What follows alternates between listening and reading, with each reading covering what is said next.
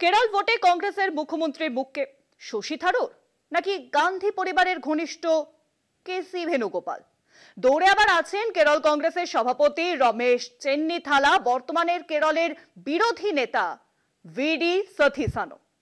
এমনিতেই কংগ্রেসের ভিতরে শশী থারুরকে নিয়ে গোলমাল তো আছে। এখন বঞ্চিত হলে নাকি চমক দেখাতে পারেন থারুর। রাজনৈতিক মহলে এমনই যে জল্পনা। কেরল বিধানসভা নির্বাচন 2026 সালে বাংলার সঙ্গে সিপিএম এর সামগ্রিক অস্তিত্বের লড়াই। এই নির্বাচন গোটা দেশে একমাত্র কেরলেই উঠছে লাল পতাকা। ওই রাজ্যে এই মুহূর্তে ঘুরপাক খাচ্ছে একটাই প্রশ্ন, কংগ্রেসের নেতৃত্বাধীন ইউটিএফ কি সিপিএম এর এলডিএফ এর পরপর 3 বার জয়ী হওয়া থামাতে পারবে? গোল বেঁধেছে আসল প্রশ্নে। কেরলে মুখ্যমন্ত্রীর মুখ হিসেবে কাকে তুলে ধরবে কংগ্রেস? শশী থারুর তিরুঅনন্তপুরমের সাংসদ, বিতর্কিত ব্যক্তিত্ব। থারুরের বিরুদ্ধে কংগ্রেসের কিছু নেতার অভিযোগ তিনি বিজেপির সুপার মুখপাত্র।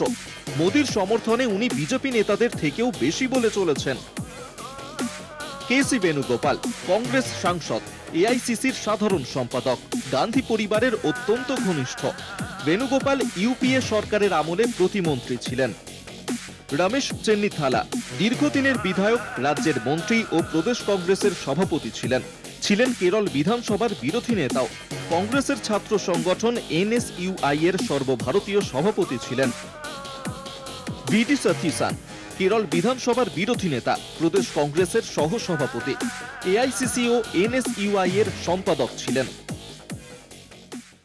কেরলের কংগ্রেস দলের অনেকেরই দাবি 2026-এর ভোটে মুখ্যমন্ত্রী মুখ হোক শশী থারুর। এই নামে হয়তো বিতর্ক হতো না যদি না শশী থারুর বিশ্বমঞ্চে অপারেশন সিঁদুরের জয়গান করতেন।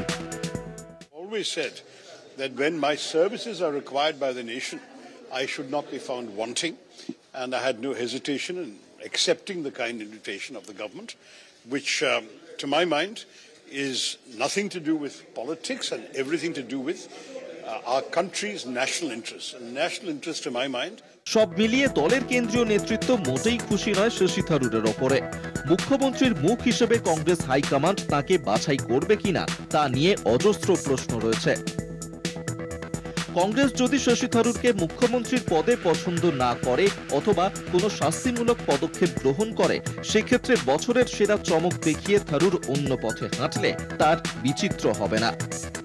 কলকাতা টিভি।